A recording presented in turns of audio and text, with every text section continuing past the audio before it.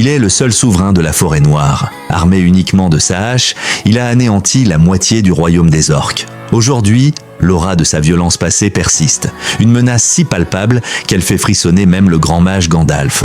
Personne ne connaît réellement la limite de sa puissance. Ce que l'on sait, c'est que sous son apparente tranquillité se cache une force inouïe. Cet homme s'appelle Beorn, un des rares change-peau de la Terre du Milieu. Il apparaît souvent sous l'aspect d'un ours brun, ne prenant forme humaine que lorsqu'il est sûr de sa sécurité. Mais ce puissant être, malgré sa grandeur, nourrit une profonde méfiance envers les nains. La cupidité et l'arrogance des nains ont terni leur réputation à travers la Terre du Milieu. Cependant, plus que sa haine pour les nains, c'est celle des orques qui l'anime. Les orques ont massacré sa propre famille, et depuis, son aversion pour eux n'a cessé de croître. Quand il apprend que les nains sont les ennemis jurés des orques, Beorn ne peut s'empêcher de leur prêter son aide. Il leur prête même son troupeau de chevaux et, en forme d'ours, il les protège des orques qui les poursuivent.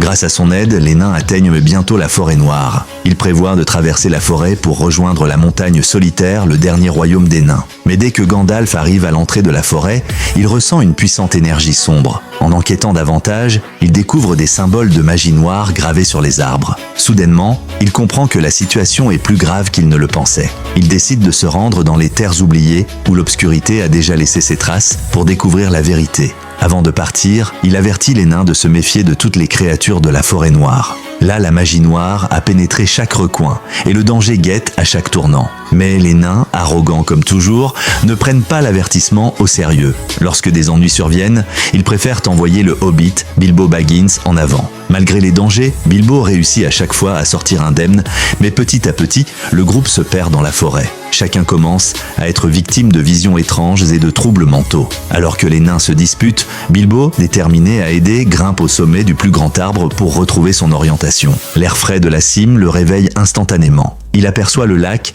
et la montagne solitaire au loin, et il se précipite pour partager cette nouvelle avec les nains. Mais peu importe combien il crie, il n'entend aucune réponse. Lorsqu'il descend pour les chercher, il ne remarque pas que ses pieds sont pris dans une toile d'araignée. Au même instant, une gigantesque araignée s'approche de lui, prête à l'engloutir.